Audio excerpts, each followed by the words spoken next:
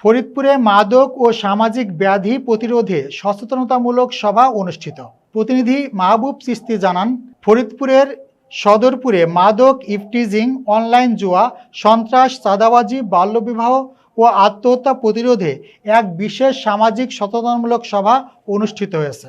শনিবার 18 এপ্রিল অনুষ্ঠিত সচেতনতামূলক সভায় বিভিন্ন পর্যায়ের জনপ্রতিনিধি, প্রশাসনের ঊর্ধ্বতন কর্মকর্তারা এবং গণ্যমান্য ব্যক্তিবর্গ উপস্থিত ছিলেন। অনুষ্ঠানে প্রধান অতিথি হিসেবে উপস্থিত ছিলেন ফরিদপুর 4 আসনের সংসদ সদস্য মোহাম্মদ শহীদুল ইসলাম বাবুল। এ সময় বিশেষ অতিথি হিসেবে উপস্থিত ছিলেন পুলিশ সুপার মোহাম্মদ নজরুল ইসলাম, সদরপুর থানার ভারপ্রাপ্ত কর্মকর্তা ওসি মোহাম্মদ আব্দুল আল মামুন শাহ।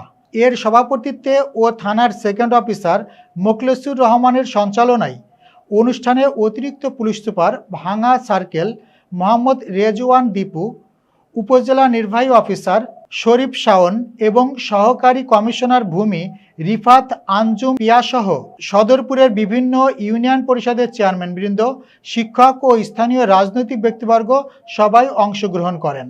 সবাই বক্তারা বর্তমান সময়ের আলোচিত সামাজিক সমস্যাগুলো নিয়ে উদ্বেগ প্রকাশ করেন। বিশেষ করে তরুণ সমাজকে মাদক ও অনলাইন জুয়ার করাল গ্রাস থেকে রক্ষা এবং বাল্যবিবাহ প্রতিরোধে অভিভাবক ও এলাকাবাসীকে সচেতন হওয়ার আহ্বান জানান।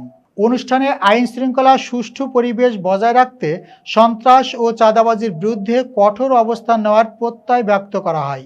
অনুষ্ঠানের শুরুতে পবিত্র কোরআন থেকে তেলাওয়াত করেন সদরপুর উপজেলা পরিষদ মসজিদের পেশ ইমাম মাওলানা আমির হামজা।